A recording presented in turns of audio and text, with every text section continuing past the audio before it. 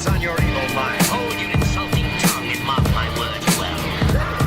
How about this rumor that you are really Iron Man, Mr. Stark?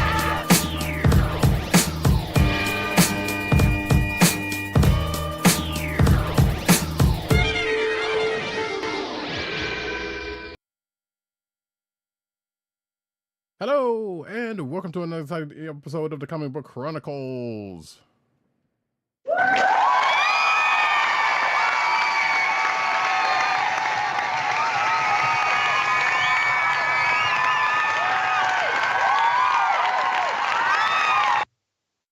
And we're your host, Roddykat. You can find me at Roddykat on Twitter and Blue Sky. You can also find me at NewsNerd on Twitter and Blue Sky. You can also find me at CB and never mind. And you can find me at CB Caps on Instagram. South Carolina with Columbia down the way. And sound effects you've heard come from none other than our man in Brooklyn, @agent_70 on Twitter, Instagram, Blue Sky, and Threads. What's up, everybody? Co-hosting from the Borough of Kings. As always, broadcasting live and direct. Let's see here. What are we gonna play? The old dirty bastard, straight from the Brooklyn Zoo. I'm just a kid from Brooklyn. Surely you have Brooklyn Zoo in there, right? What's that? You have a clip from Brooklyn Zoo. Brooklyn Oh, Zoo. Yeah. If I'm not mistaken, I do. I just happened to pick that particular clip. I got you. Yeah. Which I would say, I was going to say it was a song I hadn't heard in a while, but that would be a flat out lie. Because I feel like I've heard it as recently as a few days ago, actually. Because the song always is. Anyway, this is not the Music Book Chronicles. This is the Comic Book Chronicles, which you can find on the Coleslaw the Podcast Network. That's ESPN.us. Do it today. We did have a music podcast. Given what we've talked about behind the scenes, I can imagine how that one would go. Right.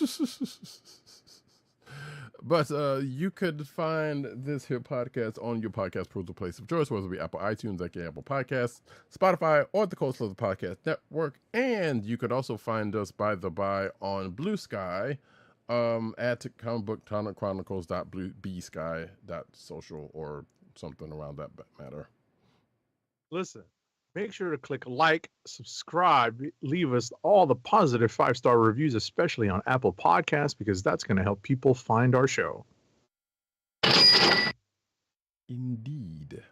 All right, first up, folks. So we got a couple of shows. We got an ending and a beginning. We're going to start with the ending because season 3 of Invincible has ended with season 3, episode 8, which was called I Thought You'd Never Shut Up. Oh, is that what it's called? Yep. That's funny. I only watched this within the last last few hours over the course of the last several few hours because of an interruption that I had to deal with, a call I had to deal with. And it took me a while, but let me tell you, my discomfort in watching Invincible still stands because I feel like Mark doesn't do enough to kind of advance himself or make himself better. It's just, he's just, I don't know if the word is overconfident in his abilities, but the second he runs into, I guess, one of the few people that he's stronger than, that's when he has to kind of take it to that next level. And, you think that, he might benefit from a little bit of combat training, martial arts training, maybe a weapon of some sort. But that's just me. I'm being overly critical. This was a good finale because there were some revelations to be had, some pretty dramatic moments, specifically surrounding Adam Eve, and there are snippets of things to follow up on in the upcoming season. Mm-hmm. Where where this episode leaves off. Right. We also it's funny that you mentioned what you said prior to the last thing you just said, because I don't know if Mark is overconfident. It's just that I don't think he still doesn't understand. Even with everything he has gone through, he still doesn't understand that, hey, guess what? There's always a bigger fish. Right, like ways to get better. Right. And granted, and after the last time, something similar, which is kind of funny because you might say this episode kind of had an instance of a repeat from the last big fight he had, or the last big fight with a similar type person. Yes. Yes. Right. There was a key parallel tactic that the Viltrumite that he fights in this episode employs. Right. And it's the same exact one. Exactly. And I'm sitting here like, now then you would have been, now granted, he did do a little bit of training. He was doing some training, so we can't just outright say that he didn't. However, the training that he did was not a lot and probably wasn't enough. Clearly wasn't enough, like you said, because some of what you said kind of does still stand to reason, because granted, there's not really that many people like Mark on the planet. Right. So therefore, there's not really too many people who could really give him what he would actually need. Run for his money, right? Right. I get that. I absolutely get that. But like, you can still employ, combat tactics or martial arts or something. Anything. Study the film of the last fight, man, because you don't know if you're gonna.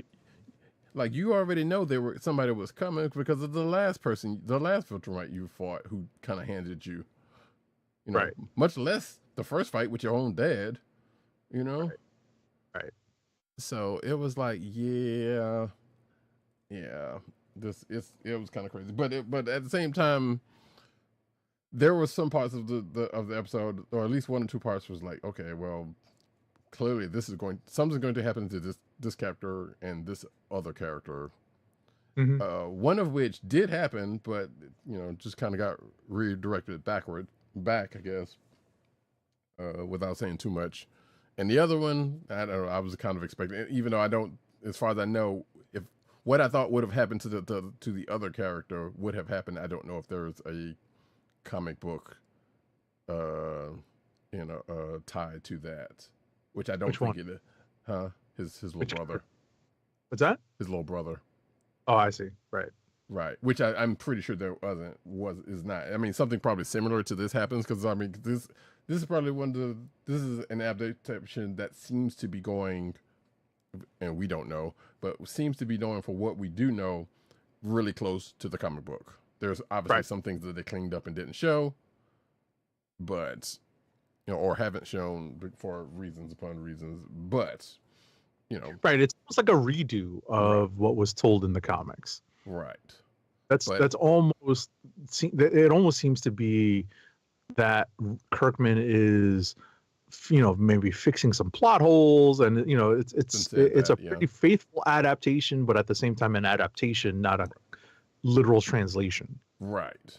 So the stuff. So while there are certain beats that are definitely seemingly coming from the books, in one shape or way, like I said, still an adaptation, but nevertheless, and the thing I just was hinting at probably was something that wasn't in the books and therefore wasn't going to happen. Right. There was another one with another character that did, apparently, as I read up on after the fact, from the last episode, which we were, again, the episode came out, the episode from this week came out today. We're still not going to really spoil too much about it. So it was, as I said last week's show, it was definitely a slobber knocker for the most part. And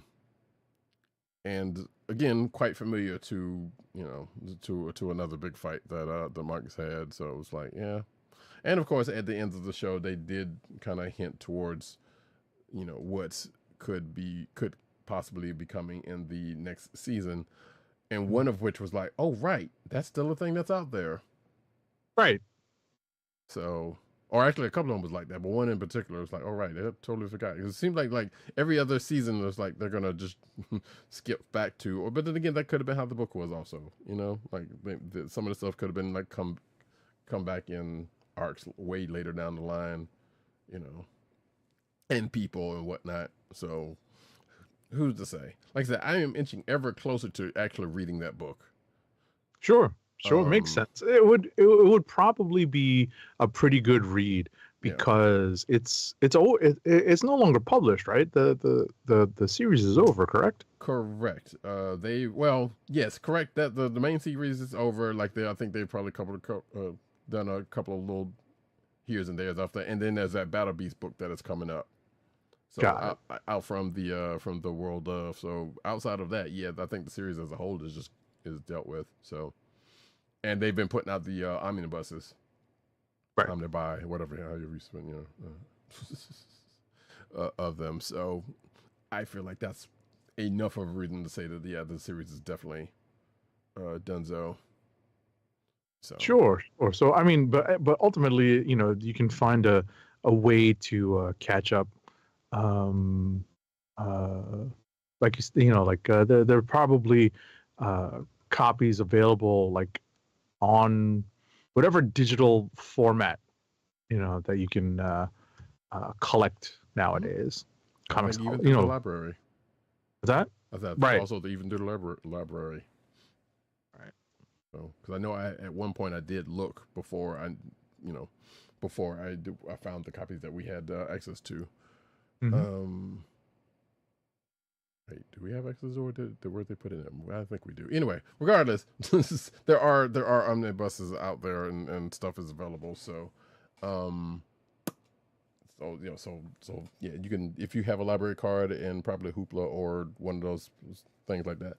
Not a sponsor, but I'm just saying, hey, that's a free resource. I'd gladly tell you, like, go to Hoopla or Overdrive or whatever the other thing. You probably will find some comic books / manga in there for your perusal. And I'm pretty sure you can find that because I think at one point in time I did look and it was there. So there you go. There you go. Regardless, really not much else to say about the episode outside of it was good and visceral as the show tends to be, and like I said, the little teasers that we got for what's coming down the line. Partly I forgot about, like I said just a minute ago, but also, oh yeah, right, that was a thing. So it was a couple of sad notes in this one also, so just the show tends to give you actually one point made me actually giggle, especially having to do with Mark's little brother. Because I think he fucked around and found out. I will say that much. Right. So, but he's still kind of like, okay, you also didn't learn much, huh? So like clearly y'all are related. I kind of half expected something else to actually happen, not with this shit, but in general with that whole fight. But it didn't, so it is what it is. And right. Like a kid's a slow learner, right. There's one character who tells his brother, don't let him grab you, stick and move, something along those, like stick and move, keep your distance. Right. Nope. Right. And the kid's just like, oh, I'm gonna get in here, I'm gonna help. Whap. Nope. So that kind of made me giggle just a little bit because I was like, yeah, kid. Just don't learn, man. Yeah. And you can't even blame it on the fact that he's an alien child, but like, no, this fundamentals, partner. Yeah, seriously, I'm just like, come on, learn some tactics, something, anything. Right. I'm like yelling at the screen, like, what are they going to do, Right. So no, I definitely get that. Yeah. So that was Invincible for this week and this season. We have to wait probably, I don't know, however long for the next season to happen. So I guess keep a lookout for the drip of news that happens there. Maybe they'll talk about something at San Diego.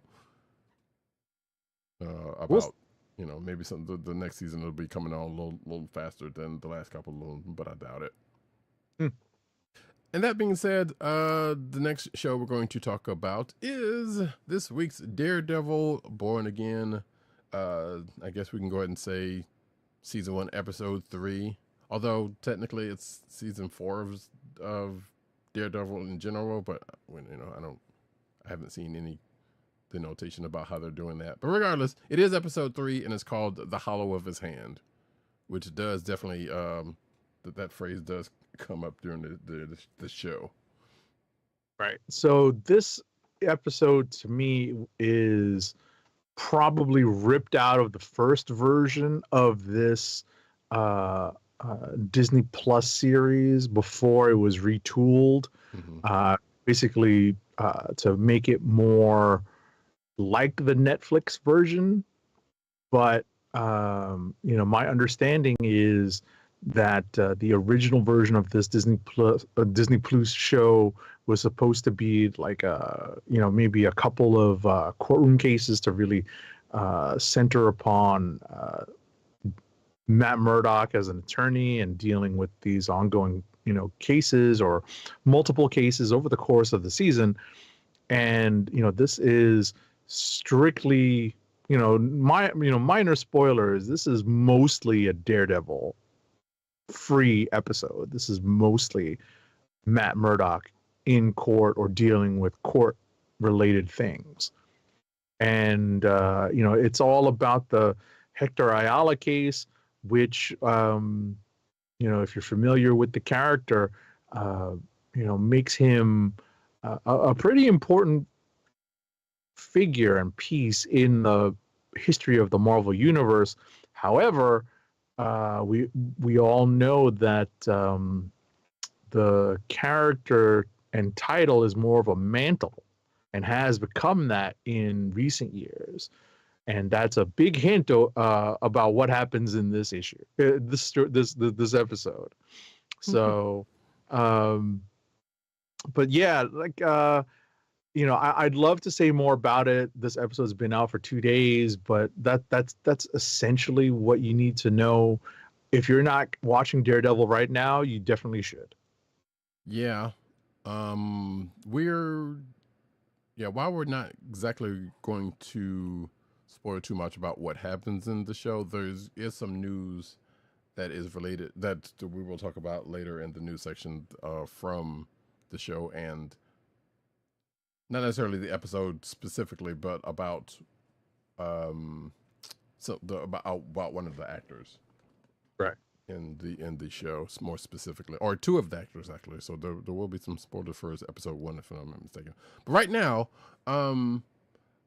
yeah, it was a good. I thought it was a good episode, and as Agent 7 said, it was definitely no Daredevil to be seen in this episode. But you also see where it's like, well, there is some there is some, not necessarily soul searching, but there is some seemingly internal thoughts going on as the case is progressing, because of the fact that because of I guess because of the case partially, right, in relation to what Matt thinks of himself and what he is doing away from being Daredevil. Definitely, because he's actually putting his personal history as Daredevil on trial, and trying to create justification for some of what his actions have done. And it's an interesting view. It's an interesting way for him to see it from a different perspective. Right. But also kind of had me saying, like, damn, Matt, that was foul what you did. Put them. Yeah. What he does is really should have, kind of, let his client know what he's going to do. Let's put it that way. Right. And that comes up in the show as well. So, but it was like, and he was like, yeah, I know. I still did it, but I know. So, but yeah, yeah. I mean, I guess it kind of goes into the fact that, hey, what Matt's going to do when his back is up against the wall? Well, guess what? We see that here, kind of. So, but yeah, good stuff and bittersweet for reasons that, like I said, we will hint at a little bit later. Actually, we'll go ahead and say right now. So, the actor that plays that plays Hector Ayala passed away back in 2023. Like I said, we'll bring this back up in the news, but so this is, like I said, this is kind of bittersweet because of because of what happens here, or because of this episode. We also apparently got a couple of potential references to a couple of Marvel characters. Probably more than the two that I'm thinking of right now, but the two I'm thinking of could be significant. And one of them happens to be a relation to a certain spider person that may be of a similar heritage of Hector Ayala. That gets referenced. And shortly right after that, another character who is now paddling around with Moon Knight in the comics could possibly be could have been referenced, or at least somebody related to them could have been referenced in the show. Also, there's a couple other names that kind of got brought up during that same time. I was like, I don't know, I'm not entirely sure who those people could be, but one of them could be of a Ghost Rider, in reference to a Ghost Rider, but I kind of doubt it. So yeah, there was out of anything in the episode that might stick out for folks, especially if you are a Marvel fan or a comic book fan, it's like, some name drops that seem kind of familiar. Interesting. Doesn't necessarily mean anything outside of the fact that, hey, these names were dropped, but they are significant enough to warrant okay, maybe. So, but yeah, good stuff. I don't know if you got anything else to say, or no, because because this is pretty much a worthwhile episode to watch, because it's pretty tense, and it kind of goes, I hate to say this, it kind of goes the way you expect it to go, except for the twist ending. Actually, I would say that one definitely was expected personally, but I guess I was hoping for more from the character, but there's definitely a slight twist ending that affects a character pretty seriously. Right. There's an instance of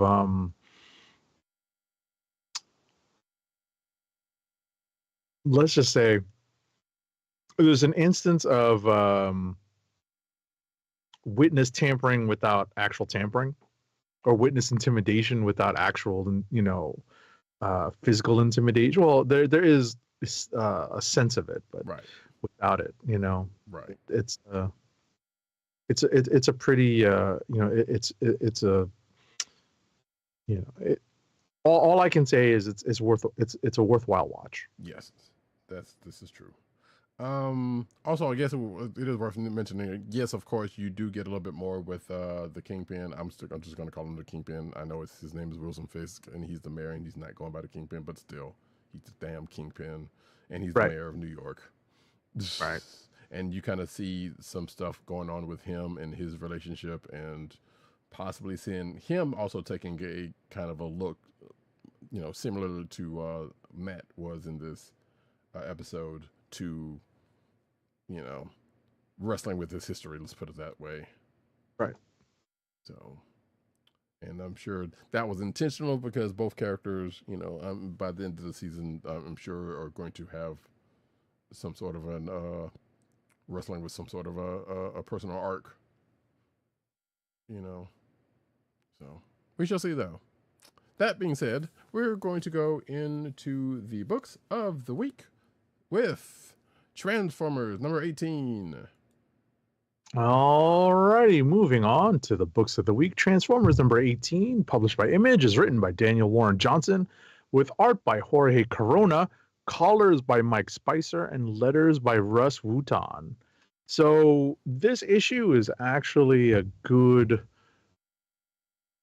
issue that addresses pretty much all of the characters that we are keeping up with to this point in the Transformers story. Every storyline gets touched upon, if only for a few panels or a few pages over the course of this issue. So it's fair to say that the story is moving along slowly, but every story is moving along slowly. It's not like we're devoting too much to one story more so than the others. We have finally the reunion of certain characters that has been kind of teased over the course of let's say the last 2 or 3 issues. We have probably more than that actually, but yeah. Say again? Is it probably more than that? But yeah, I know what you're talking about. So yeah, you're right. But anyway, we have what happens when another group of characters reunite with a character who fled the scene in a big rush for his own reasons and is acting decidedly unheroically. So it's more, there are more there's a few instances of reunions with interesting results. We'll put it that way. Mm-hmm. And finally, we still have the ongoing battle of the combiners.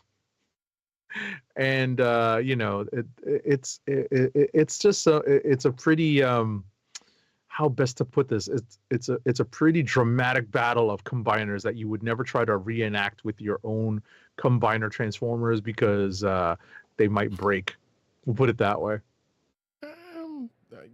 Yeah, I guess you could do it within reason, but yeah, if you try to go full out, there's actually a couple of good splash pages in his author, but I mean in his book, but there usually is, so that's not saying anything surprising about this book. Absolutely. Yeah, we also get a little bit on the new bot that was introduced last issue. Kind of came in. Right. What is it called? What called? Is he called the Shredder? Might as well be, but I don't remember his name. That's how bad it is. That's terrible. Yeah, I don't worry. We'll see the figure sooner rather than later, I'm sure. If there's not a figure at San Diego that gets announced then I will be shocked and appalled. More shocked, maybe not appalled, but somebody was obsessed with their tape collection. I love that line because that joke was pretty good. But yeah, a character comes in and does exactly a thing that another character's been wanting to have happen for a good clump of issues. Mm-hmm. And also there's a fastball special, if I hadn't said that before. So that was kind of amusing in itself. But yeah, it's interesting. Poor Seattle, I guess you could say, but some would probably say it probably had it coming. Oh no.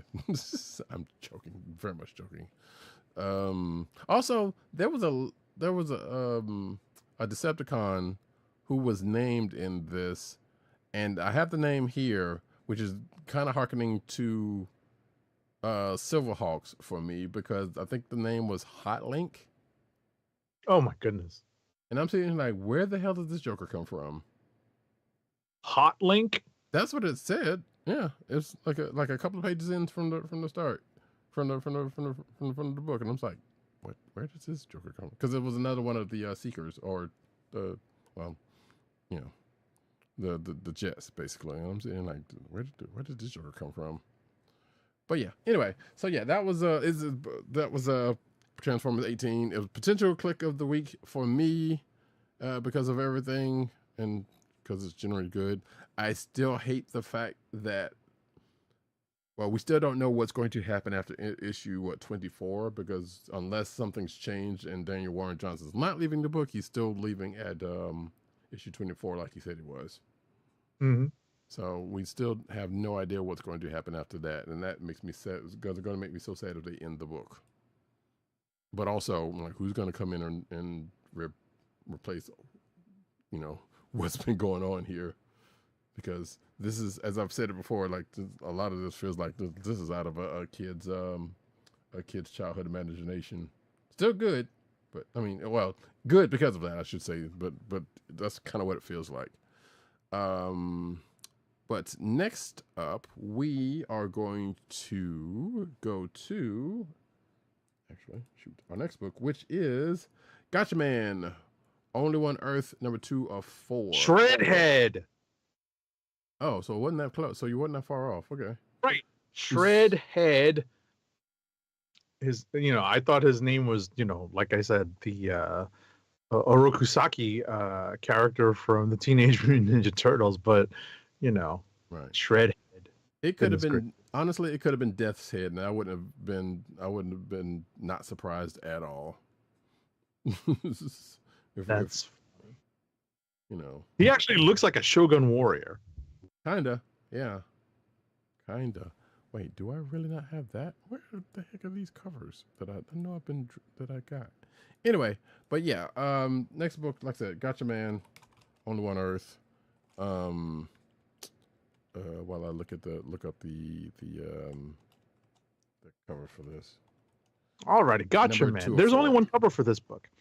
Gatchaman, Only One Earth, number 2 of 4, published by Mad Cave, is written by Tommy Lee Edwards, with art by Nuno Platti, colors by Giada Marchisio, and letters are by John Workman.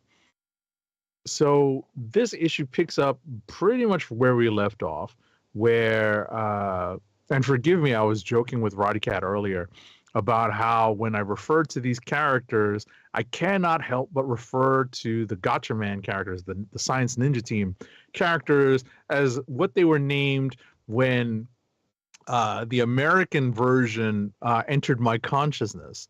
So I find myself saying, Mark, I mean Ken, and Jason, I mean whatchamacallit? What the hell is his name? Joe?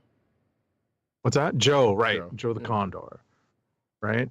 But and it's down the line. But what we find is, Joe is underground, and Ken is going after him. It's a rescue mission, taking a plane underground. I love it. I love how illogical it all is.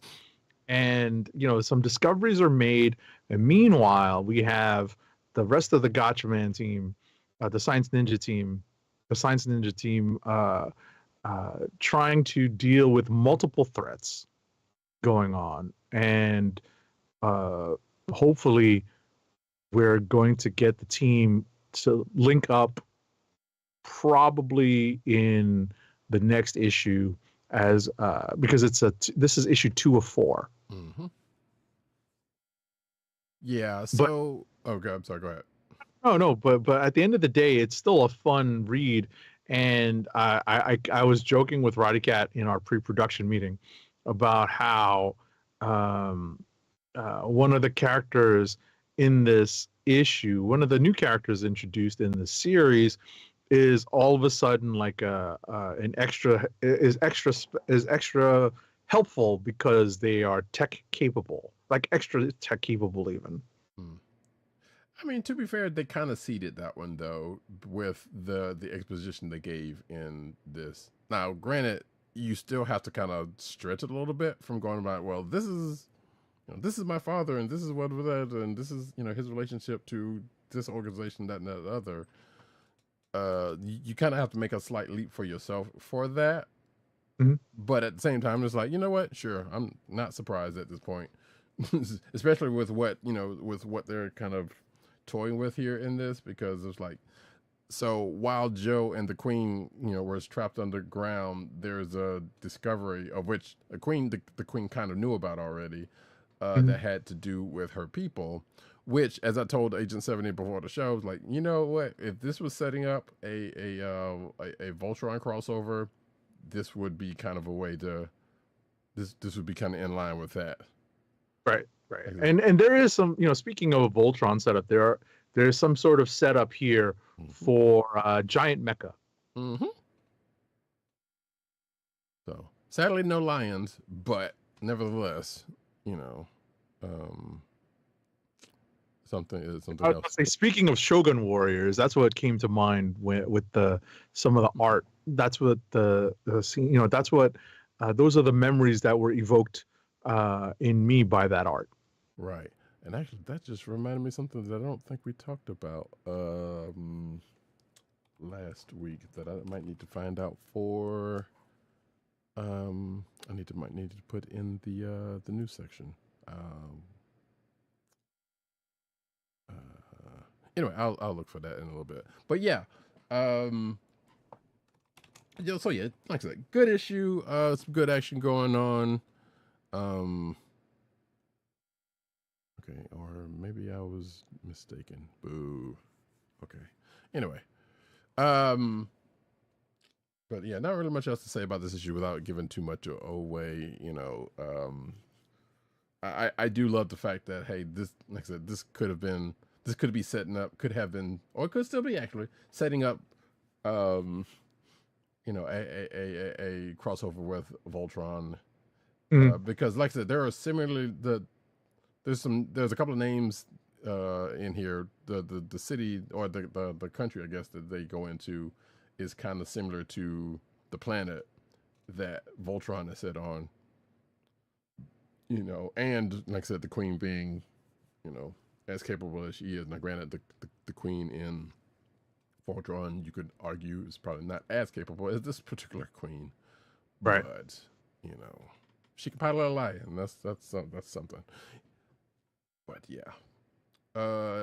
With that, we are going to go into the next book and the last book actually we have in common, which is Amazing Spider-Man number 69. Amazing Spider-Man number 69 is written by Joe Kelly with pencils by Ed McGuinness, inks by Mark Farmer, colors by Marcio Miniz, and letters by our favorite lettering paisan, VC's Joe Caramagna. Somebody learns a lesson in this issue, and by learning this lesson comes to appreciate the travails and the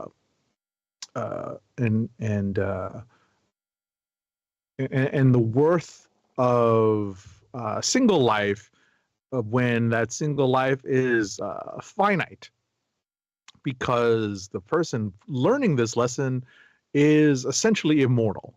And that seems to be the crux of the lesson taught herein.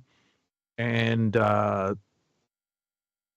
what seemed to be, and we all knew it was not going to be a final thing, but what seemed to be curtains for our hero here turns, does a complete 180 and sets up kind of a groan-worthy finale for this, for the 8 Deaths of Spider-Man's story.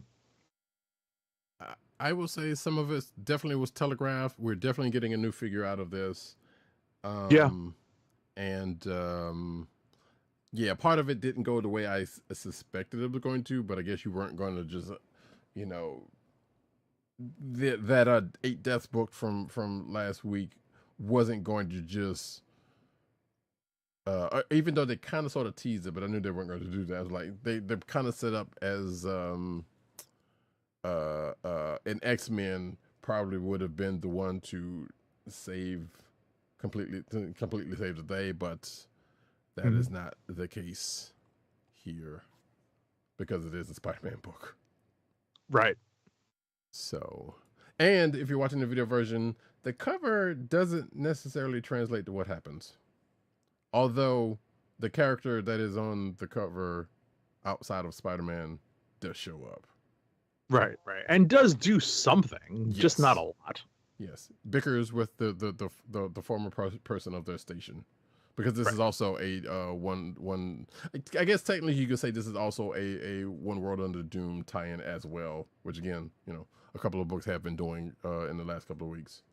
So Right. It does not yet. What I was going to say is it does not ignore the current status quo right. in the Marvel universe, and firmly plants it within the current situation.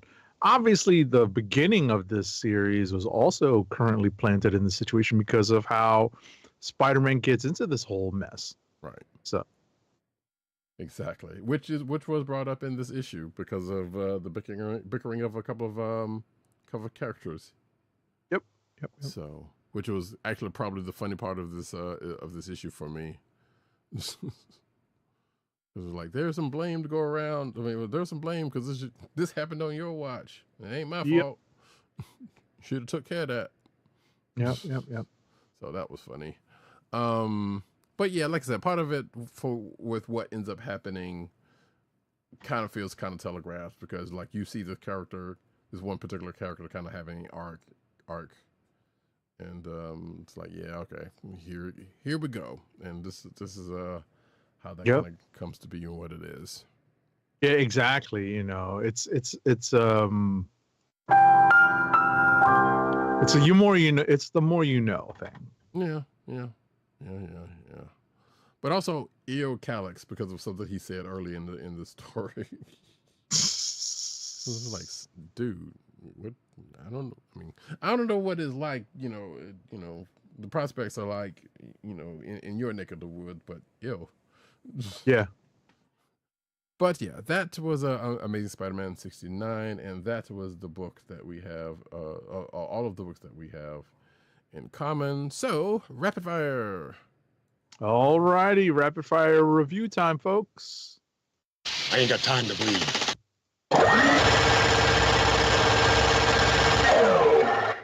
All righty, first up for me is Iron Man #6. It's written by Spencer Ackerman with art by Julius Ota, colors by Alex Sinclair, and letters by our favorite lettering paisan, VC's Joe Caramagna. This, like some of the other books that we just talked about, is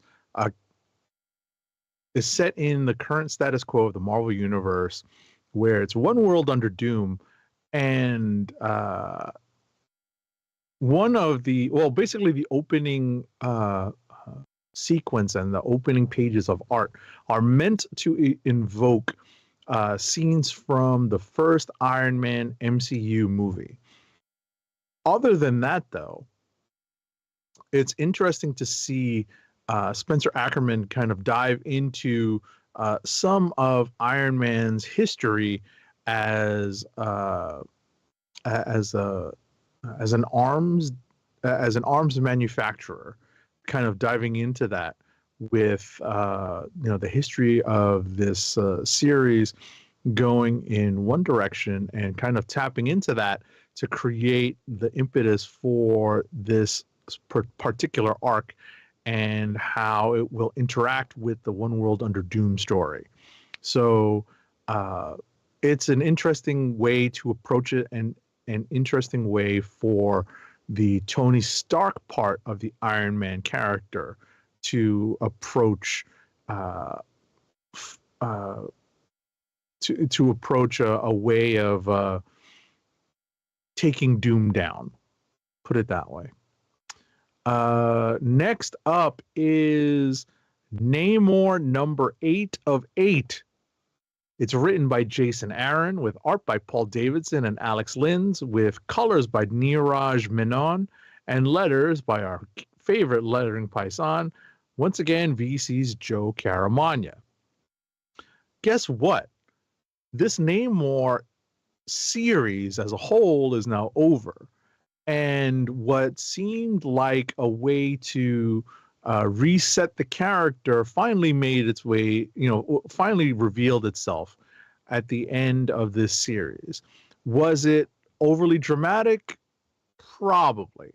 Was it a reset of the character that was needed? Kind of, because the character has gone through some pretty tough, no pun intended, has gone through some pretty tough waters over the last decade, and has been characterized as in several different ways, but not ever characterized all too differently from how we've kind of known him to be, right? Somewhat fickle, but also very loyal to the friends that he makes. So it's an interesting read. I would say that definitely an interesting take on a way to reset Namor as a character, the Atlanteans as a race as a whole, and a place to pick up most of the underwater related stories in the Marvel universe. Because much like this, much like the space side, the water side, while most certainly underused, is now left in a good place for future stories. Next is, let's see here. Let me take these a little out of order because I will take them in the order of their chapter order in the X-Men Hunt story. First up is X-Men number 13. It's written by Jed MacKay with pencils by Netho Diaz, inks by Sean Parsons, colors by Fair Cifuentes Sujo, and letters are by VC's Clayton Cowles. This is X-Men Hunt chapter 4. And the X-Men have found themselves with their butts firmly kicked by Storm, right? We're picking up right after the events of the Storm part of this crossover, and we discover that let's just say we discover what Professor X is doing in this particular chapter and what one of his goals are. It's just another step in what is probably a plan that he has hatched, but we will see how this plays out over the course of this X-Men Hunt story, because it is very much a slow burn, slow reveal over the course of this long crossover. We don't know what his end goal is. We don't know what his end game is in this particular situation. Because in X Factor number 8, which is my last book this week, it's written by Mark Russell with art by Bob Quinn, colors by Jesus Bertov, and letters by our favorite lettering paisan, VC's Joe Caramagna.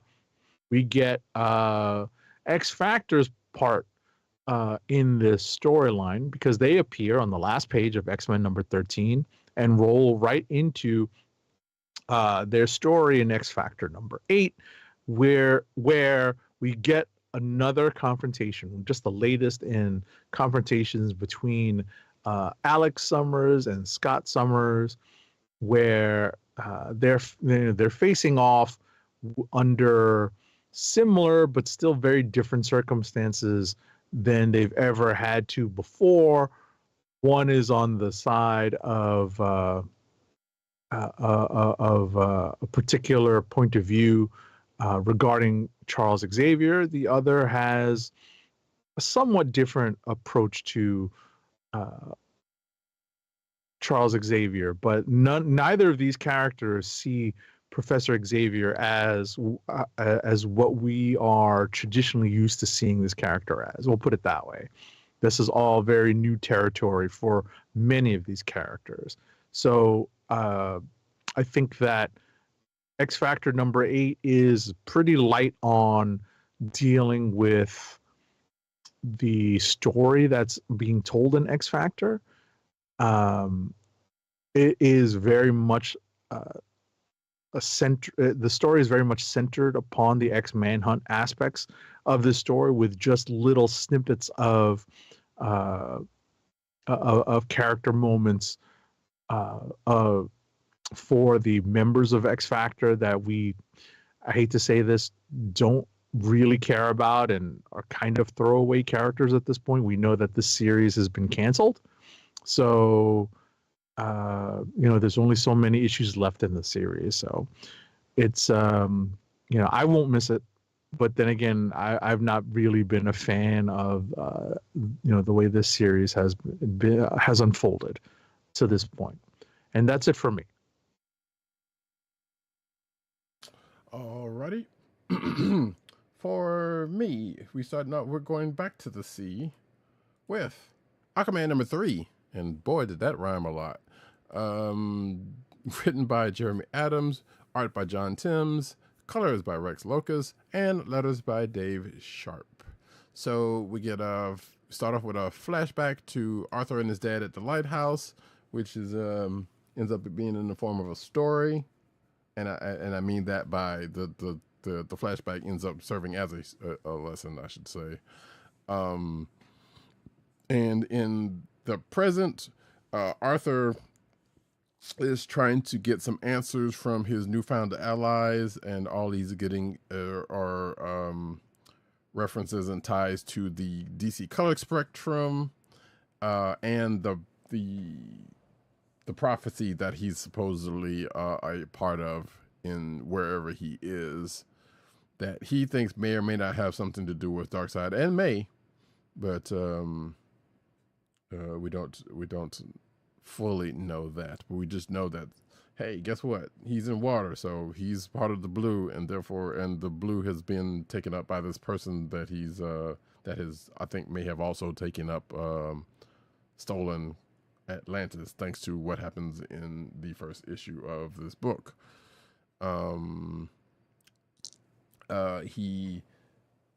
would say he was going to say he ends up getting a new weapon, but but before he actually wields this new weapon, and guess what? If you know anything about Aquaman, you know what kind of weapon it's going to be. But a weapon is forged for him with a little bit of blood magic mixed in.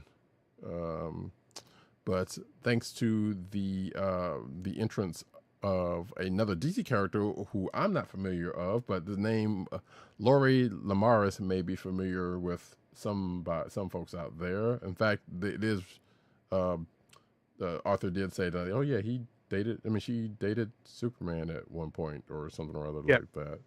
So yeah, she's early Superman character. Yeah.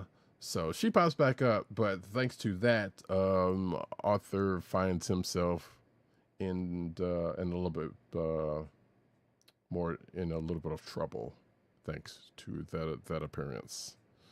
Next up, Black Lightning. I'm gonna say it one more time. This is for the streets. Black Lightning is back. Black Lightning number 5, which I am going to say of 5 because I believe this is the last issue of this book.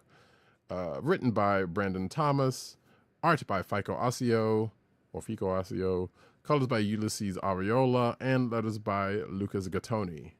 So this definitely ends the arc, and definitely seeming, according to the last page of the book, seems to end this book. That is going to continue in another book because after last issue,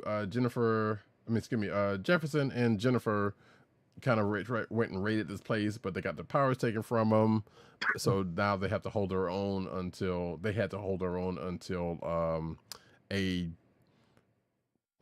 Anissa has powers now again, but they're kind of different from the one she has because hers got swapped out or mixed up in that whole absolute power situation. So she comes to the rescue, even though she's still trying to get a grasp of her full power set. But she and Grace Choi kind of comes in and saves the day.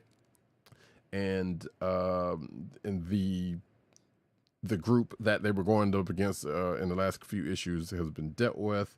There's a congressman that's kind of been floating around, making speeches, talking about, hey, matters this, matters that, kind of a similar situation as what would happen in the Marvel universe, because they do copy each other. But apparently his plans were kind of found out about and laid out on the table, and that leads to a new team being formed, and Jefferson, Black Lightning, going into this other series, which is which is coming up because of, if you've read the DC Power Company book, he's going to be a part of that, and that's going to be where Black Lightning is going to show up next, and maybe possibly even the rest of the Lightning family, or whatever the case may be. So we shall see how that goes. Actually, I need to go back and read that because I don't think I read that whole thing, if not any of part of that book. So, which is which is leading to the thing that they're leading into. But next up, Star Trek number 30 is my next book. Pardon. Written by Colin Kelly and Jackson Lansing, former guest of the show. Art by Travis Mercer. Colors by Lee Luffridge, and letters by a non-VC at this point with this Clayton Cowles. So this is continuing the march to Lore War, and in fact, after this issue, Lore War will definitely will be starting up in kind. So this takes place after last week's, was it last week or the week before last, is Star Trek Defiant. And also the end of last issue where, okay, hey, we see this clone Kahless in a certain spot. Worf and Alexander kind of deal with him in Defiant, and then he ends up here being used, let's just say, in the run-up, and will be used in Lore War thanks to one godlike Benjamin Sisko. Who apparently had the plan to use him because of what's been going on. So definitely Star Trek. I mean, this ongoing book has been the one that's been kind of like the one that's like, hey, the universe is gone now, and Defiant hasn't really caught up to that up until now. So I assume after this issue, maybe the next issue of Defiant is going to catch back up and maybe be deleted or whatever the case may be. Because this whole, since the Lore War thing is going to be starting up, but we shall see. Next up, Star Trek Lower Decks number 5. There we go. Written by Ryan North, art by Jack Lawrence, colors by Charlie Kirchhoff, and letters again by Clayton Cowles. So stop me if you've heard this one, folks. The Cerritos has to go in for a Baryon sweep. If you know a certain episode of TNG, that might sound familiar for you. But it doesn't quite go like that because the Cerritos already had a Baryon sweep, which causes Mariner to be suspicious of what's going on and to spy on the senior officers who apparently have been given a mission by the temporal investigations, which leads Mariner to rally up the lower deck crew and to do some stuff on their own, which also gives references back to Star Trek V and of course the episode of Strange New World where Lower Decks, the characters of Mariner and Boimler crossed over with them, are referenced in here in a couple of different ways, and which leads to some time shenanigans or time shifting shenanigans, and at the end of it, a date with an iceberg. You would have to read the story to see what that's about. Next up, Void Rivals number 17 is my next book. Okay, please tell me I did get that. Oh, jeez, man, what's going on? I could have sworn I got all these up these covers, so I apologize, folks. But Void Rivals number 17, written by Robert Kirkman, art by Lorenzo De Felici, colors by Patricio Del Pesce. And letters by Russ Wooten. Pardon me for a second while I give myself more work for later on.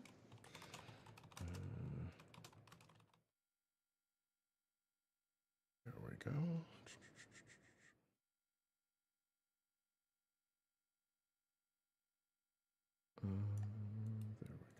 There we go. And that was a creative team. So this is a big issue. So this is if you are paying attention to all aspects of the Energon universe.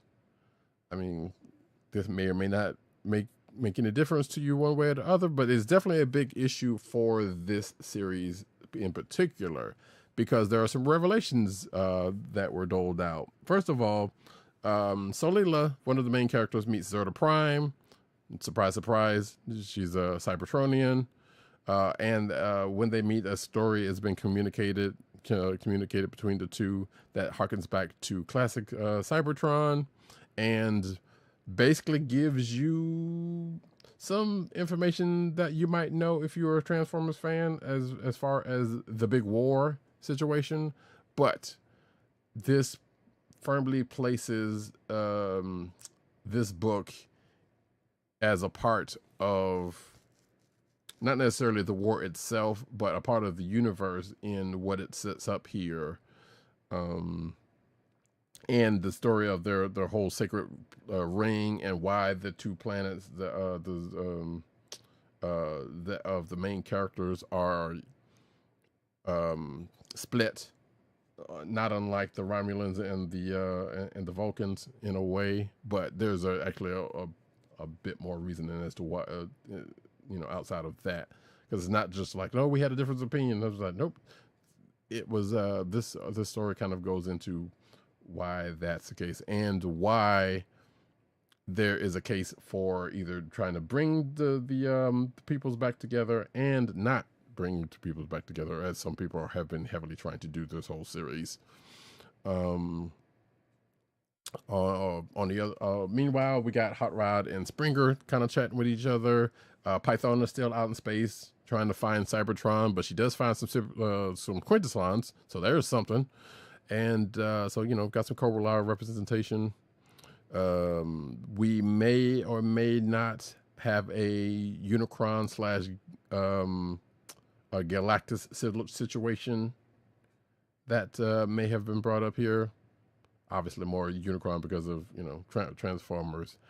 And a new... Actually, I'm not even sure if it's new, or may even be a different name for Unicron, or a Unicron-like figure is at the center of everything that I just mentioned as well.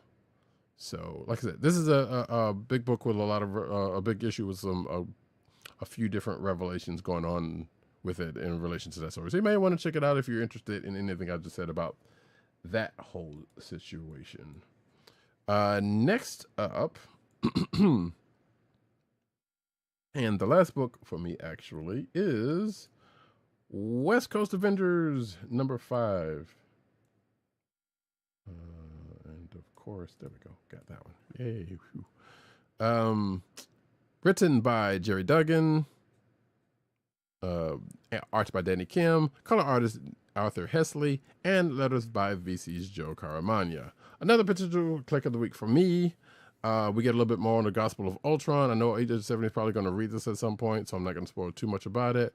But I will say there is a more than a passing cameo by some Avengers. Of course, we deal with Hydra Cap / Flag Smasher a little bit in this. And let's just say a newer character makes a name change that an OG character does not like too much, or will not like too much of. But which kind of gave me a genuine chuckle reading this issue. So that's going to definitely come up at some point. But also, the thing I mentioned with the Avengers also will come up in next issue. So, yeah, that is that. And that is it for my books. Kliqs of the week. Kliqs of the week.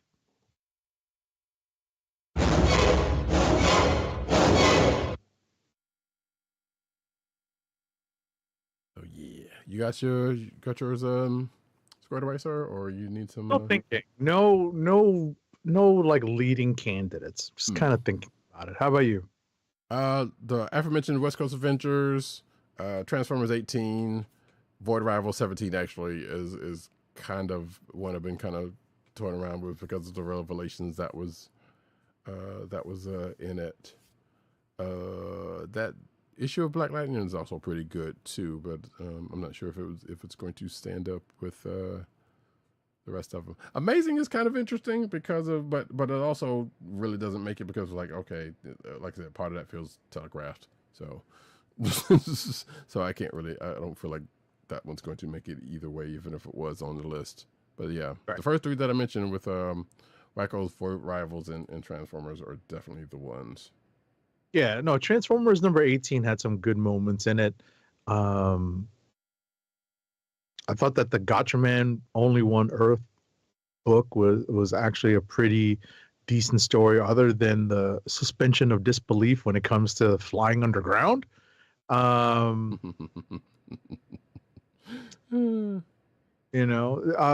number 13 actually wasn't bad. For being like the stronger of the two chapters in the X-Men Hunt story that we got this week. Mm-hmm.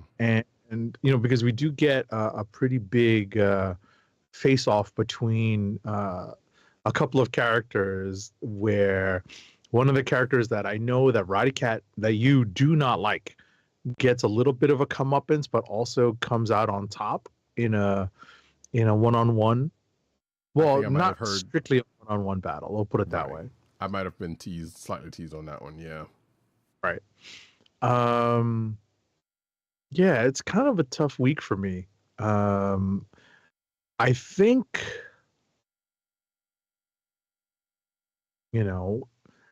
I think in terms of storytelling, not so much how some characters go out like a punk. I think that Transformers number 18 is going to take it because, as I said, I jump, from jump on this issue when we were talking about it, every storyline gets addressed a little bit in this issue, and that proves to be a pretty strong issue overall. So it proves to make it a pretty strong issue overall. So Transformers number 18 for me. Nice. Yeah. Like I said, you know me, I love my I've been on top of this book for the whole time, so I'm not gonna argue with that assessment. But yeah, will it? Again, I already said it was a potential, and it's definitely up there.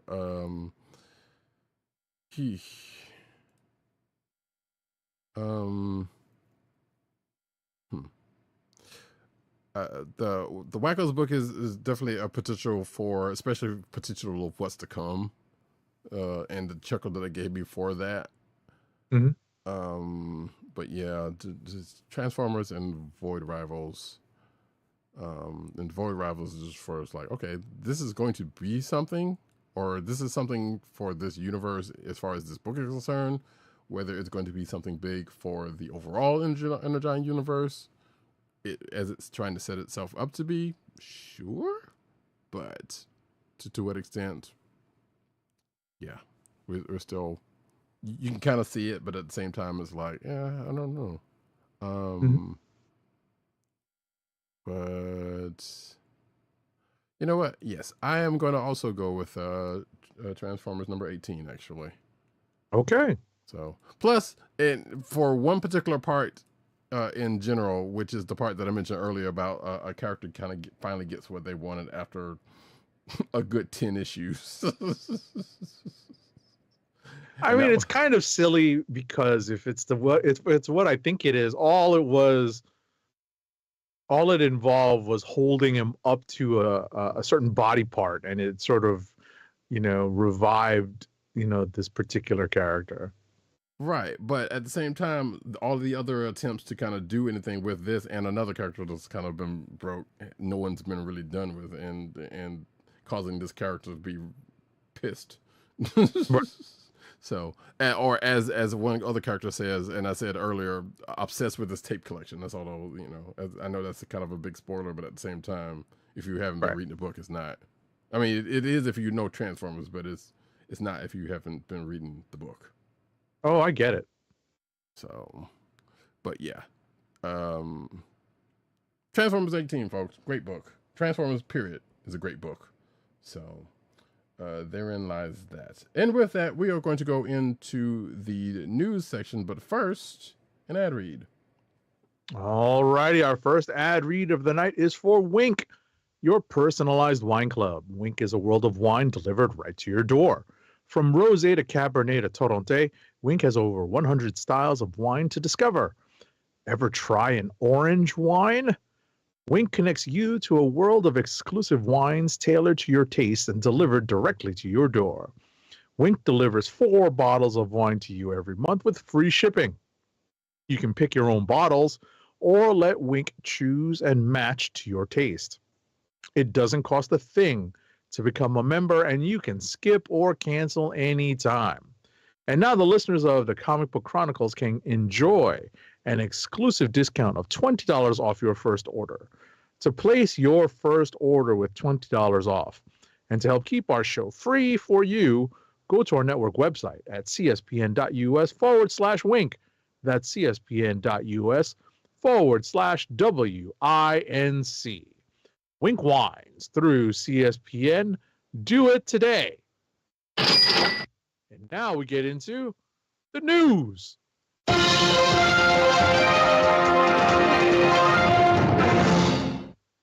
All right, cinematic news as we do about this time. CW's Powerpuff Girls. Remember us talking about that? Oh, so many. I don't remember actually when we talked about it. But Powerpuff Girls live action footage leaks. Bubbles is drunk. Buttercup hates gender normative costume, and more from canceled show. So apparently, yeah, that canceled Powerpuff live action show that had Chloe Bennett in it and Duff Cameron and Donald Faison leaks. Apparently, let's see. Footage from the canceled series had been leaked onto YouTube and made into a trailer. Sources at CW confirmed to Variety that the footage is real, but a final trailer was never assembled before Powerpuff Girls was axed. At the time of the cancellation, CW may have been putting together a trailer for upfronts, according to this article, but sources say the leaked footage would not have passed CW standards.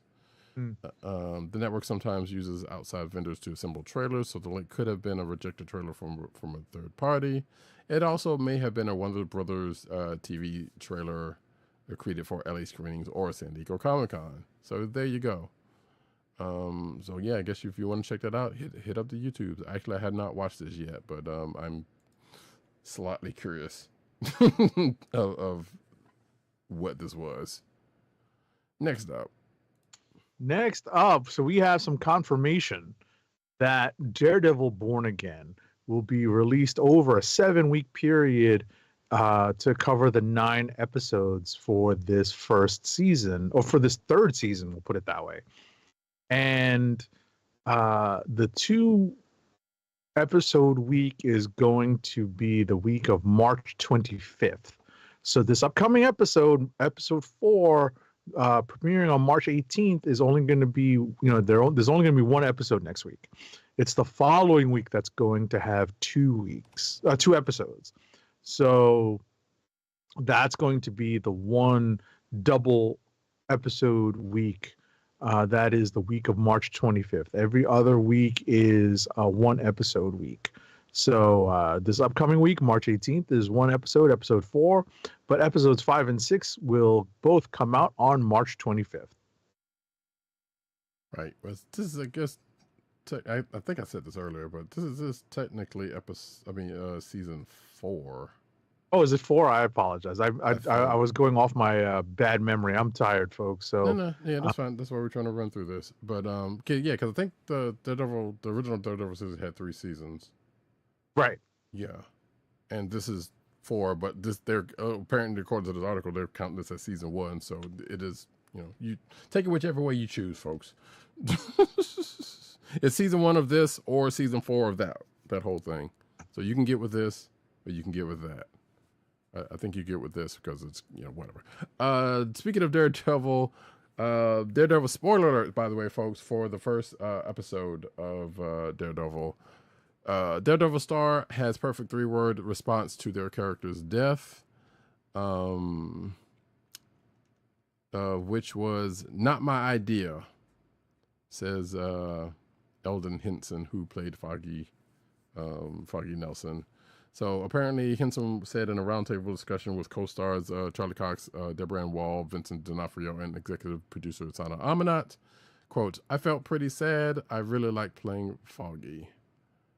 And that roundtable is apparently attached to, I guess it's a Disney Plus featurette that is attached to this article. Next up. So, in not so new news, unfortunately, the actor who portrayed White Tiger in season 4 of Daredevil, now I'm corrected, the actor named Camar de los Reyes unfortunately passed away due to cancer after his filming of his role. It's my understanding from reading, various articles, is that he was actually not in the best shape in terms of his, in terms of dealing with his illness during the filming of his role in Daredevil. So, it's sad to hear that, that was the case, but, he made his way through and delivered a pretty strong performance. And the executive producers in this article give him some praise. He passed away at the age of 56 Mm-hmm. on Christmas Eve 2023. Wow. Yeah. Also, once again, fuck cancer. Which is what he passed away from, just like Chadwick Boseman. So, I mean, I don't know. It doesn't say what type of cancer he has, but it doesn't really matter. Sad either way. And also, according to this article, this next article, he worked through a lot of pain as the Daredevil Born Again Episode 3 director mentions as they address, Camar de la Reyes' illness and death following his filming as his scenes as White Tiger. So, speaking with Brandon Davis, whoever that is, Daredevil Born Again's Episode 3 director Michael Cuesta addressed Camar de los Reyes' death, and what it was like for the White Tiger star to film while battling cancer. According to the director, Marvel did not know what was going on with Reyes at the time. However, Cuesta notes that the star was dealing with constant pain while filming, which led to the production moving things around to make it more comfortable for the actor. When questioned about how he's doing, Reyes would say, "I'm fine, I want to do it." And then there's a full quote here, which I'll give a little bit of. "We finished it way before Reyes' passing. Sana Amanat from Marvel is the one who alerted me. It was almost a year after. I mean, he was definitely not well when we were filming, and at times we had to shoot around it, but when I heard it, it was devastating." So, but the guy worked really hard. He wanted to be. He worked through a lot of pain. At the time, we didn't know what was happening. I would check on him every half hour, and he was like, "I'm good. Stop bothering Michael. I'm fine. I want to do it," which, in retrospect, I really understand him wanting to do that. So, there you go. Next up. Alrighty.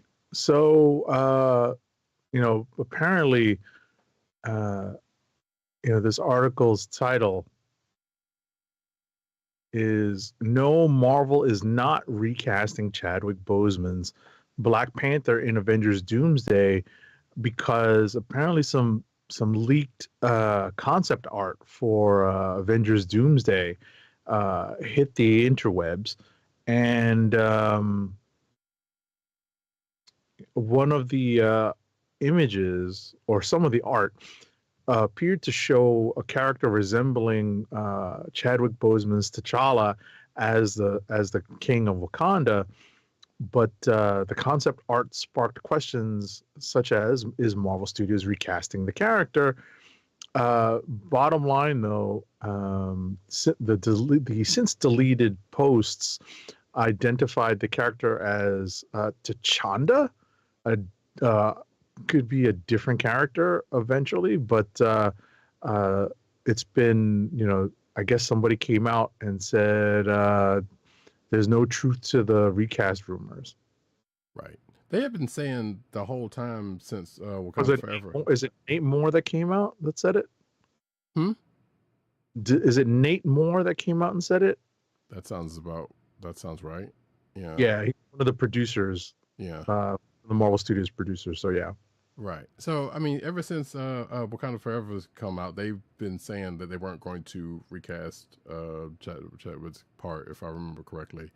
And also, if folks remember correctly, there's a character kind of built in, set up for a reason why they would not have to in Wakanda Forever. Because if folks remember, the movie pretty much put out the fact that he had a son with Nakia, which is also named T'Challa,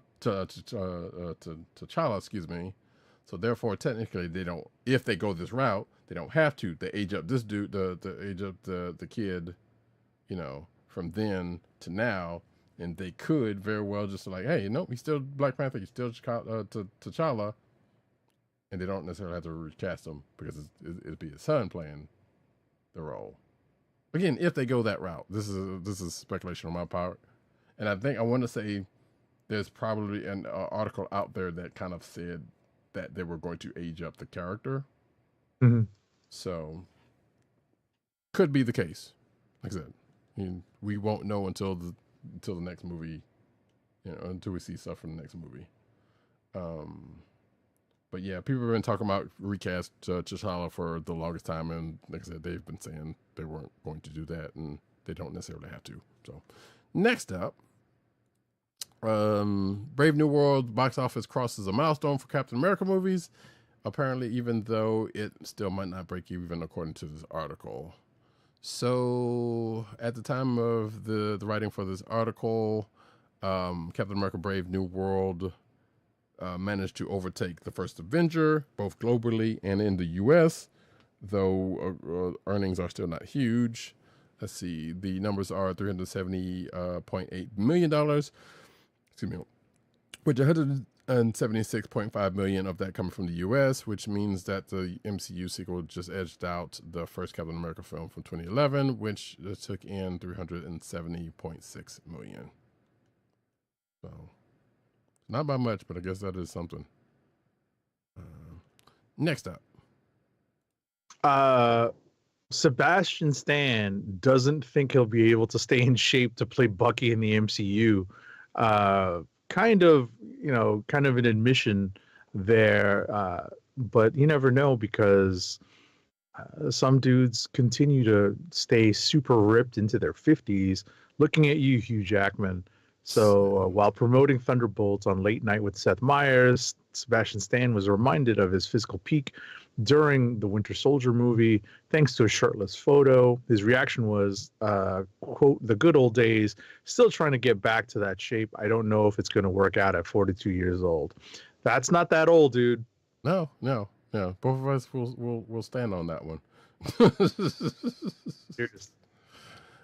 But at the same time, I mean, look, I don't want to sit here and say Hugh Jackman is an anomaly because yes, it could happen, but not everybody attacks things as aggressively as that or has the genes for it. Well, and the steroids for that too. Let's just. I didn't want to say that. Yeah. It's not. I was about to say. Listen, at the end of the day, we're not saying anything people don't already know. Right. I know you're not wrong, but I'm just saying, it's like, yeah, tis what tis. So, but next up, Spider-Man forecast Stranger Things is Sadie Sink to star alongside Tom Holland, reportedly as either X-Men favorite Jean Grey or Mary Jane Watson, which that doesn't make any sense on that last part, but okay. Well, I guess it depends on what they end up doing. Anyway, like we don't know yet exactly. Like the whether or not the previous arc of Spider-Man characters comes back into play in this new story, is left to be seen. So Right. Deadline reports that Sink, who apparently made her film debut in 2016 biographical sports drama Chuck. Okay, I was thinking of that NBC show with that Shazam dude, clown. But apparently, let's see, will appear in the upcoming MCU movie, which begins filming later this year. Has a release date of July 31st, 2026. Will probably definitely change. Marvel and Sony had no comment when contacted by Deadline, according to this article. So, because it's still speculation at this point. There you go. Next up.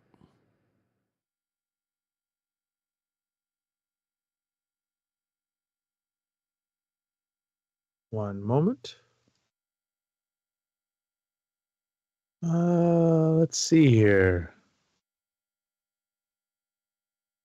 So talking about Invincible season 3, episode 7, which is last week's episode.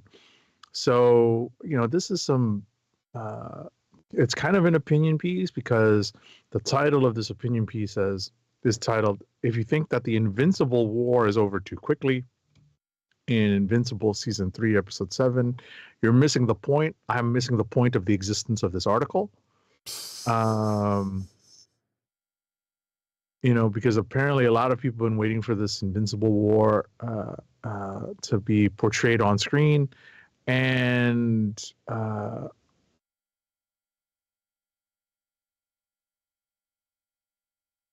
have no idea what I'm supposed to get out of this article. Mm-hmm. All right. Right. So basically, the show and source material are devastatingly precise in that the Invincible War is not drawn out. It just hits us and hits Mark Grayson where it hurts, without giving any characters any time to recover between that and what happens in this most recent week's episode. This week's episode, that is. And hits and hits and hits and hits. Next right. up. No change in tactics and no weapons, just like I was criticizing before. The White Lotus star Patrick Schwarzenegger could have played the most popular DC hero of all time. Batman? Strangely enough, not a not Batman? Strangely enough, not a Screen Rant article, but also still hyperbolic as fuck. Some moron said it's the most popular. Seriously. So apparently, Patrick Schwarzenegger, son, of course, of Arnold Schwarzenegger, could have played Superman. It says here, according to this article, he came close to adding the DCU to his increasingly impressive filmography. Good Lord. I did not even know this dude was an actor until I saw this article, so that's whatever. But during an appearance on Josh Horowitz's Happy Sad Confused, Patrick Schwarzenegger recalled his failed audition to play Superman in James Gunn's rebooted DCU. Quote, "I don't think I got any feedback. I think it was like, no, not for you." The actor revealed that he couldn't make it past the first stage of auditions and didn't even get to try on the costume. So, wah, I guess. Next up. I was about to say, he didn't get very close. Apparently he was also in Prime Video's Gen V. Gotcha. Some sad news. Teen Titans star Greg Sipes shares a diagnosis of Parkinson's disease. So this is the actor behind the voice of Teen Titans Beast Boy. Since he's played the role since 2003. Goodness gracious. I think he's also, I believe he's in that new Turtles show, playing one of the Turtles, if I'm not mistaken. And probably Michelangelo, if I'm not mistaken. Terrible news. Yeah. I think I saw this on X/Twitter or whatever, before seeing this article. So, that's not good. I mean, you can still have a long, Long life. Does. But yeah, you can check out this article. You know, if you want to see more about Sipes' voice acting career and whatnot. So, Yep. yeah. Next up, let's see. I probably should have moved this. Kevin Feige. Wait. I thought I did move this. Hold on for a second. I thought I moved this out of here. Did move this out of there. That's why. So why is that still there? Next up, Marvel Stars teases fun new Star Trek series. This is Tatiana Maslany, who of course played Jen Walters / She-Hulk and She-Hulk Attorney at Law. Also Orphan Black. Outside of that, which I hear is a great show, and I still want to watch it at some point. She's going to be in Star Trek Starfleet Academy, as we know. And she says that she's had an amazing time with the show. She recently spoke with Collider about her experience on the show and only had glowing things to say. Quote, "Oh my God, I love Carice Brooks. Carice is unbelievable. The whole cast, the whole set is people not like Carice. Carice is obviously very unique. No one's like her, but everyone is such a great character. There's so much heart in the show. I had such a blast working on it." End quote. So, and she ended up talking about other folks in this series, like Holly Hunter, who she says is her hero, and couldn't believe she got to work with her. And also Paul Giamatti is a total delight, according to her. So, cool. Next up. Justin Lin, the filmmaker who steered the Fast and Furious franchise, has now come aboard to direct Berserker, the Keanu Reeves created comic book being adapted into film by Netflix. Keanu Reeves is starring in the gritty feature project, as well as producing. Let's see here. The movie reunites Lin with Reeves, who became an angel investor in Lin's latest drama and returned to indie roots, Last Days, which premiered at the Sundance Film Festival in January. Oh, okay. That's cool. Sure. I was gonna make a Berserker joke, but never mind. Godzilla trailer introduces the monster versus big new kaiju, Doug. So apparently, let's see. This is. Apparently this probably should not have even been in this section. So Legendary Comics is planning to peel back the layers of this Godzilla and Kong-focused universe in an upcoming comic book anthology dubbed Monsterverse Declassified. The giant beasts that are listed to be a part of the series include Abaddon, Behemoth, Tiamat, and the hilariously looking Doug, according to this article. I did not look at this article that closely, so that's why I didn't put it in the right section. But that's okay. So there's a trailer for Monsterverse Declassified in this article if you want to check that out.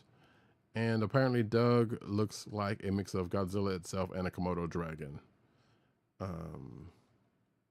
So this would be hilarious if we sent this to somebody. Next up.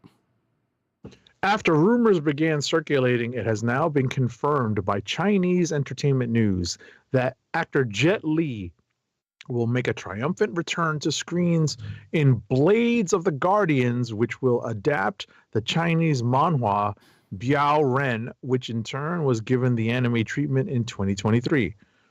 Okay. I did not know he had retired, but then again, how would you know? So I mean, he's 62 years old apparently, according to this release, and yeah, that's good for him. He's making a return to the screen. Yeah, cool beans. Whoops, I didn't mean to do that. Blink. We get over into some anime news. Alrighty.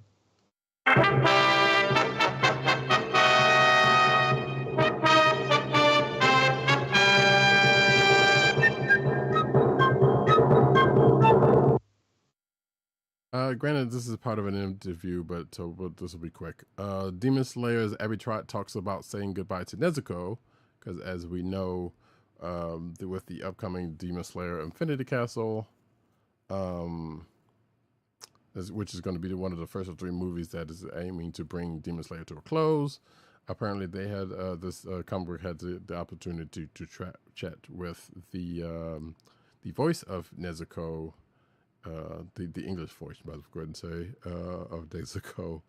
And she apparently had plenty to say when it came to the character, as well as saying goodbye to the UFO Table anime adaptation. This has become one of the biggest in the world. So, and you can check out this article for yourself to check out what she says and what she's what other stuff she's voiced and whatnot. Apparently, she was also Spiral in X-Men '97. So, which I don't recall. Right. So that's where I would have heard her voice, because I would not have heard it as Nezuko. Yes. Next up, Mobile Suit Gundam G. What? How do you pronounce this? G-Quacks, I believe. G-Quacks. Or something like that. Are they ducks? Recently hit theaters in Japan and North America, letting mech fans witness the first episodes of the series on the silver screen. While the series has confirmed that it will be arriving next month on the small screen, many anime fans in the West were wondering when it would be streamed. Luckily, you can wonder no more, as the Gundam series from Evangelion creator Hideaki Anno officially has a streaming home on Amazon Prime Video beginning on April 8th. So for those keeping track, we have the Devil May Cry anime, I believe is going to be on the 6th. Fire Force Season 3 on the 5th, and this on the 8th. So anime folks are going to be, as the kids would say, eating. I'll watch Fire Force. I'm up to date on Fire Force, but I don't know about this G-Quacks. I'm probably gonna. Well, I will probably check it out, but also I want to check out the couple of other Gundam shows, but I'm also behind on that part. So, not saying they have anything to do with each other, because they normally don't, but still, nevertheless. And yeah, I've been debating about firing up Fire Force to rewatch the first couple of seasons, because I all but forgot what the heck happens. Right. So anyway, next up, a Devices, according to this article, 14-year-old Gundam anime series is now streaming for free, and that anime is Mobile Suit Gundam AGE or Age, which is now available to stream on Tubi TV, making it the second Gundam anime to join the platform. It's one of the many disparate anime in the franchise that has finally found a streaming home, increasing its overall awareness, according to this article.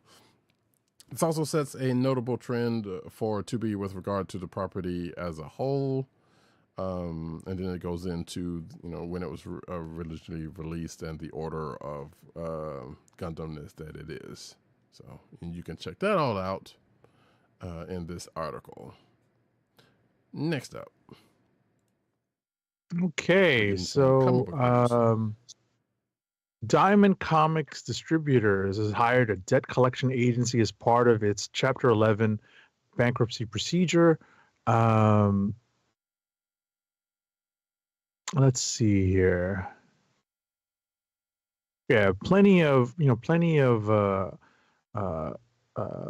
Chapter 11 related news here to help restructure Diamond's business. Yes, we can rebuild it.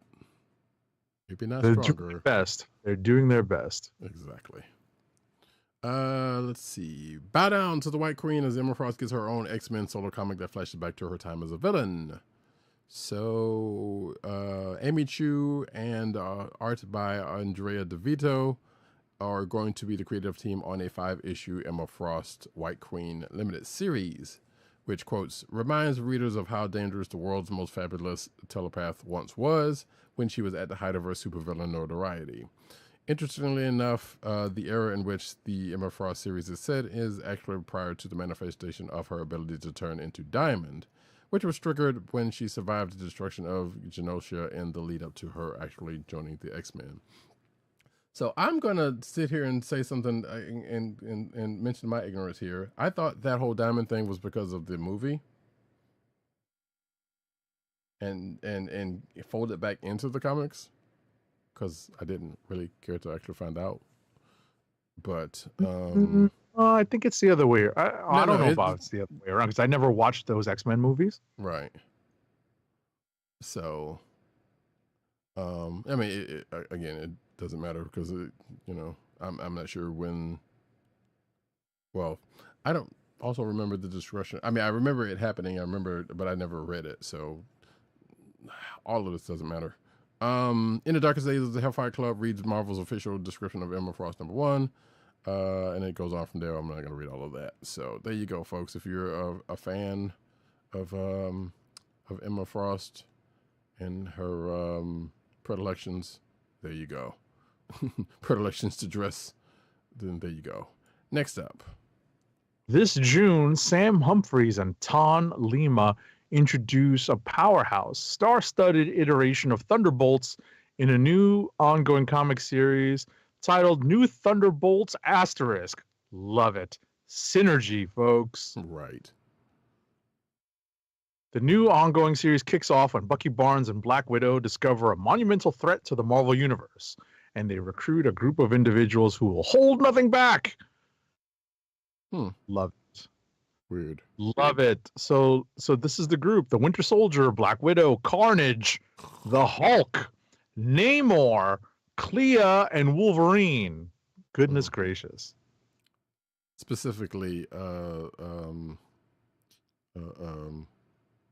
Lara version, not the Logan version. Oh, okay. So it's it's a little bit more controllable, maybe.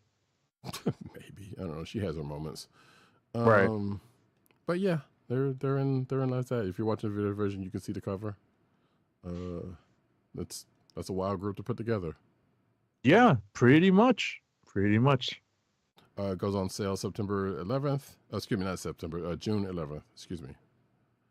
And you said written by Sam Humphries, which is a name we hadn't heard in a minute, and art by Ton Lima. Or Tone Lima, I'm not sure, but yeah. There you go. Next up, the strongest member of the X-Men just broke the rules of its own power set. This goes back to that Amazing Spider-Man .68.death that we talked about last week, or whenever, and it's Juggernaut. No surprise. You can read the article for about what this goes into, though. I don't know if break the rules of his own powers, but I know what they're talking about in this, but it was, hey, look, he's a Juggernaut. Can't stop him. He's unstoppable. Next up. Archie meets Jay and Silent Bob with Kevin Smith in July 2025. Kevin Smith will be bringing Jay, Silent Bob, and himself to Riverdale in July for a one-shot. Let's see here. Any particular day in July? Let's see here. It's going to be 48 pages, $7.99. But yeah, be on the lookout for it this July. I do love the homage, of course, Kevin Smith gives for this cover. And I mean, not him, but they gave for this cover to Kliqs. Yep. Snoochie Boochies, folks. Exactly. I mean, at this point, Archie is the other franchise that is permanently crossed over with almost everything. Mm-hmm. So, and yeah, you did say the date, right? Just July. It doesn't have an exact date in July. Yeah, it says July 9th. If this. Oh, I see it. You're right. Yeah. You're right. There it is, July 9th. Yeah. It's buried in there. Pretty much, yeah. So, next up, though, I don't know. I had to check that out. That's funny. DC's Superwoman officially has her first nemesis. This contains spoilers for Superman number 23, which is now on sale.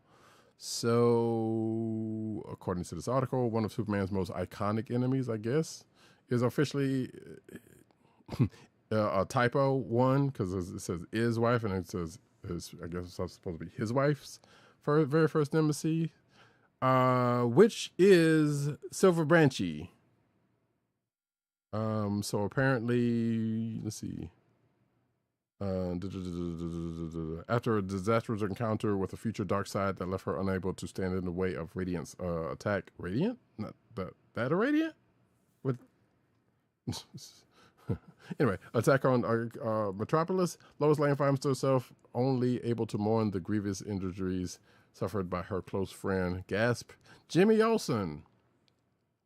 Lewis is isn't the only one grieving, although Silver Banshee's feelings have boiled over into rage rather than sorrow. Because I guess she has something going on with Jimmy Olsen. But she's so heartbroken over Jimmy's condition that she doesn't even let Superman's presence keep her from declaring her hatred for Superwoman, nor her plans to uncover the hero's secret identity and exact a brutal revenge. So therein lies that. Next. All right, Prime One Studio Next Level Showcase 8 had a broadcasted on YouTube this past weekend and revealed some really impressive officially licensed statues for Transformers collectors. They showed off Prime One Studios X Josh Nizzi Overlord Megatron, which is a highly stylized statue which shows a mix of G1 and Michael Bay-verse elements.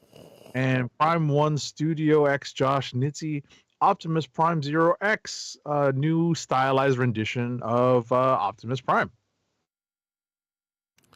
Everything was good until you said those words. Figures. I mean, not figures. Statues. One. And Bayverse. Okay. Everything was good until you said those words. Anyway, there's out there buying this stuff. I know.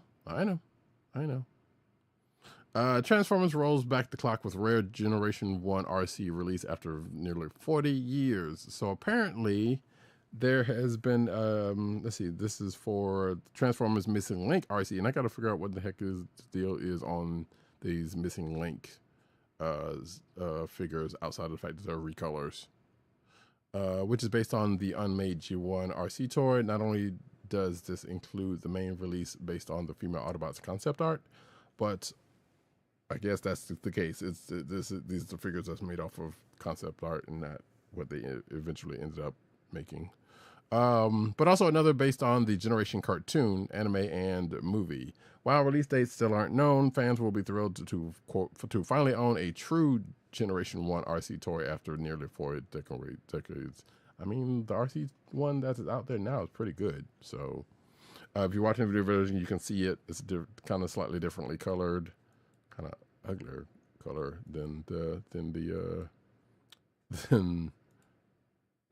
one you know and love. So there you go. Next up. Okay, this is an interesting article. Mm-hmm. Stephen King's Crystal Ball characters coming to G.I. Joe Classified series made by Hasbro. So I had no idea who this character was, because when I saw this hit my my social feeds about the drop, all I could say was, "Where are you, Korath?" Who? Mm-hmm. Because the character of Richard Crystal Ball King was developed because Stephen King's son Owen was a big G.I. Joe fan back in the 80s and wanted a magician on the team. Stephen King himself created the character with input from Owen.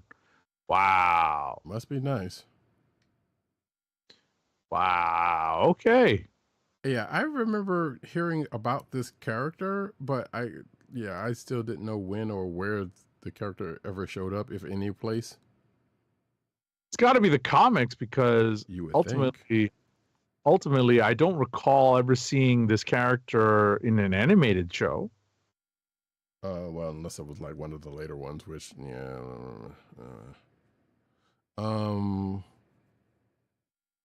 but yeah, actually, let me real quick. Does this thing say? I don't think it does. Well, that's some homework for some other time. or after the show to see if it actually did show up in a comic or whatnot. But yeah, so it looks like Lobo mixed with Doctor Strange. If you're watching the video version, you can kind of see what I'm talking about. You might not get there the same way I did, but it's fine. But next up, Zoids launches Monster Hunter crossover to celebrate massive anniversary. Yay. Monster Hunter is out, by the way, folks, which has nothing to do with comic books, but that's fine. Let's see. Zoids is commemorating its 40th anniversary, whereas Monster Hunter is honoring its 20th. The new toys are part of the Synergenex brand from Takara, which reminds me of a Transformer crossover that I've been meaning to pick up on, if it's still out there. Let's see, a subsection of the company usually reserved for cross-promotion toys. The forthcoming model kits are based on the Mitsune and Rajang from Monster Hunter, renaming the Gatling Fox Mitsune and the Knuckle Kong Rajang, respectively, in their Zoid toy form. Both creatures are giving a redesign, making them more mechanized and stylized to match the aesthetics of the Zoid brand. The previous wave of Monster Hunter X Zoids toys were based on Rathalos and Lycor. And if you're a Monster Hunter fan, you know who, at the very least, one of those are. Or you need the one that is respective of, I should say. So yeah, cool. Next up. Oh, actually, no. Next more? up. That's it. That is it. I was folks. about to say, did I miss something on the sheet? You did not. That was it. However, before we get to the last ad read, I have the quickest show and tell that I have had so far. No surprise. Hey, guess what? Godzilla, my copy of Godzilla -1 came in. Yay! So it is the 2-pack, or just give me the 2-disc with combo with -1 on it, and I think -1 color is also on this, or -1 color, excuse me, I believe it's on this. So yeah, right. Finally got it. Cool. I'm happy. And as you can see, I hadn't opened it up yet, but that's fine. Right, and the worst part is we got these in anticipation of this movie at some point coming off streaming, or maybe being off streaming for a limited amount of time, because that's just the nature of the world. Because it's going to happen. Yep. And with that, folks, we are going to get our last ad read in. Our last ad read of the night is help keep our podcast free by shopping at Amazon. Visit cspn.us and click the Keep Our Podcast Free link at the top of the page. From there, scroll down and click on the Amazon link to shop. Purchase items from Amazon as you normally would, whether it's books, music, electronics, jewelry, apparel, or Marvel Legends. For every purchase made on Amazon through our link, Amazon sends the CSPN a payment that helps us keep the Comic Book Chronicles podcast free for our listeners at no extra cost to you. Amazon.com through CSPN.us. Do it today. That's it, folks. We're out of here. We will be back next week. Same time, same bat channel. Hopefully, probably a little bit more on time than we were this week, but some things can't be helped. Yeah, no more Invincible for right now, but we still got some Daredevil Born Again going on. And of course, we got, whatever books we have that we read. So probably more One World Under Doom, some more X-Manhunt. I didn't get a chance to read that Space Ghost from this week, but if it's something significant about it, then maybe I'll bring it up next week. So we shall see. But until then, folks, I have been Roddykat. I have been Roddykat, and you could find me at Roddykat on Twitter, Blue Sky, Instagram, all that kind of good jazz. You can also find me at News Nerds Need on Twitter. You can find me at News Nerds Need on Blue Sky also. You can also find me at CP Caps on Instagram. Agent_70 on Twitter, Instagram, Threads, and Blue Sky. You can also find the show actually on Blue Sky, Comic Book Chronicles .bsky.social, I believe is what it is. They really need short links. But you can also find the show on your podcast, or on, the Cold Slaughter Podcast Network. That's ESPN.us. Do it today. And of course, you can also find us on your podcast perusal place of choice, whether it be Apple iTunes, aka Apple Podcasts, Spotify, or the Cold Slaughter Podcast Network SoundCloud page. Make sure to click like, subscribe, and leave us the best positive 5-star reviews on Apple Podcasts, because that helps people find our show. And hey, if you want to check us out live, you can come check us out every Thursday night, mostly every Thursday night, 9:30 Eastern Standard Time. I guess I can say that now. On the YouTube channel of The Kliq Nation, that's youtube.com/TheKliqNation, and twitch.tv/Comic Book Chronicles. Make sure to click like, subscribe, hit that notification button so you know when we're on live and direct. And hey, if you want to help us out, and thank you. Oh, shout out to my man Big Rob 29 who gave us a follow an hour ago, as if we're recording. Nice. But if you want to, give us a hand and get us up to 50, follow the Twitch account. Twitch.tv/Comic Book Chronicles, so we can get to 50, so we can, with the stupid stuff they're doing right now, I don't know what we're going to be able to put up, because I'm going to have to figure out how to get rid of some stuff.